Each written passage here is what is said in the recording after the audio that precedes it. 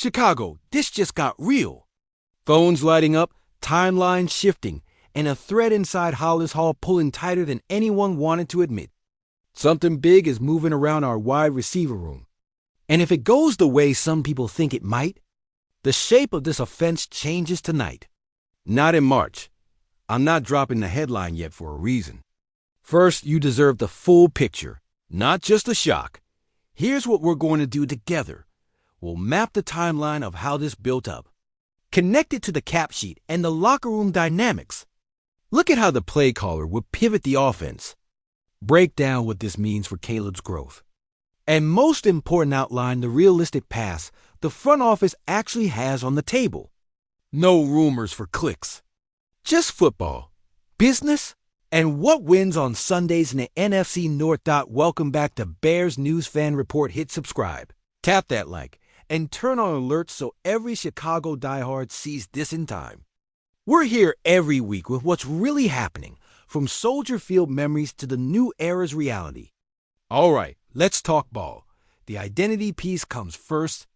This offense was built to put stress on defenses vertically and horizontally, using tempo changes and motion to create one-on-ones for the alpha on the outside.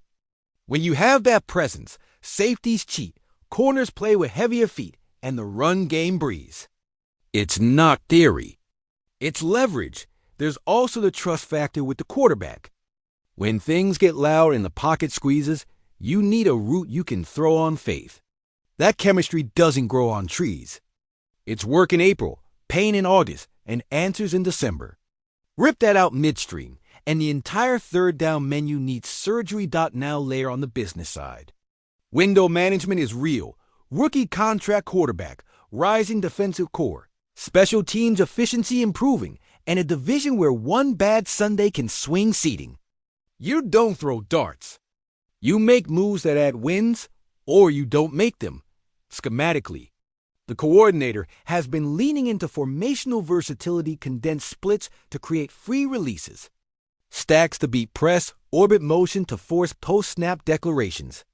All that hums when your WR1 can win on slants and posts, but also draw coverage even when he's not the primary.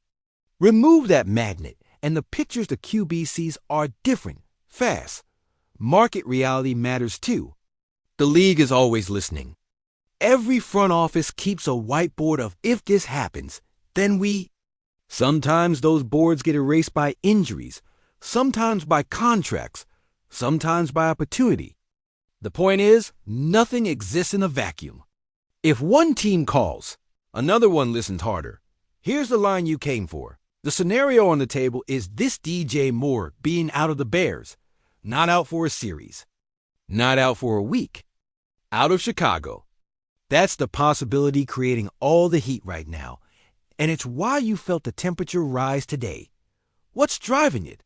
Start with calendar math. When a star playmaker outperforms his slot on the cap table and the market for top receivers keeps climbing, leverage shifts.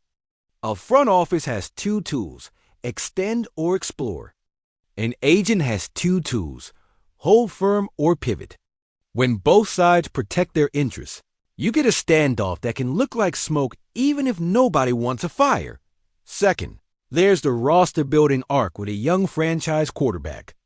If you go all in on one premium receiver, you're declaring your distribution model for the next 2 years. If you diversify with two high-level starters and a mismatched tight end, you're declaring a different model. Both can work. The question is which one maximizes your QB's timeline and protects you against variance. Third, opportunity cost. If another team offers picks plus a plug-and-play starter, you have to weigh the points per drive you lose today against the flexibility you gain tomorrow. That's not Madden talk. That's the weekly math every contender does when it thinks it can build a more stable floor while keeping a similar ceiling. So how would the offense adjust if the unthinkable becomes reality? Expect more bunch and stack looks to free releases for younger wideouts, more motion at the snap to give Caleb immediate tells, and a heavier roll for quick game to keep rhythm. The deep shots won't disappear. They'll come off play action with max protection to protect the launch point, while the new WR1 learns how corners treat him, Inside the building, you'd also see leadership redistribution. Third down meetings change when your alpha leaves the room. The standard setting moves to the quarterback and the offensive line. Wide receiver drills get louder. The position coach spends twice the time on landmark discipline and late hands because the margin for error shrinks when the defense doesn't respect your top guy the same way. What about Caleb? This is where it gets real. Great quarterbacks grow when their environment is stable and their reads are clean. Take away WR1 and you risk forcing hero ball. The counter is structure, scripted first 15 with high percentage throws, design movement to cut the field in half early, and a strong run mix to hold linebackers. Protect your young star and let him be the one who lifts everyone, not the one who has to save everyone. Depth chart ripple. You likely see a committee approach. One bigger bodied target to win slants and digs, one separator who lives on crossers, and a slot who understands spacing. The tight end group becomes your conversion valve. The run game gets a dose of duo and counter to put the line in downhill mode. Then you add RPO tags for free yards when corners crash. And the defense? Don't overlook this. If the offense loses some immediate firepower, the defense must steal a possession per game pressure package on second and long, simulated pressures to force quick throws, and a turnover plan obsessively drilled on Wednesday. Complimentary football isn't a slogan. It's how you survive a month like this. From the front office lens, timing is everything. If you move on your terms, not out of panic. You set the price, you set the structure, you protect the locker room, and you communicate with the quarterback. And if you don't move, you reset expectations, lean into clarity, and go win with what you have. Let's be crystal clear about status. As of right now, this is not a confirmed transaction. It's a real possibility being weighed, with all the football and business implications on the table.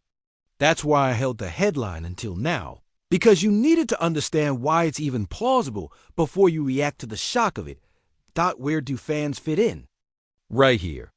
This is your team in your city.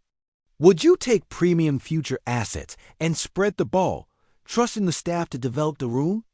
Or do you plant your flag and say, pay the man, stick with the sure thing, and let the rest of the offense orbit around him? Drop your take below and tell me what you value more, stability today or flexibility tomorrow. My personal view.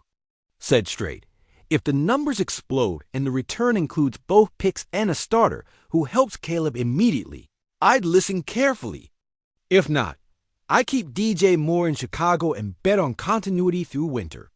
And yes, to be fully transparent, this entire discussion sits in the realm of informed speculation, not an official move.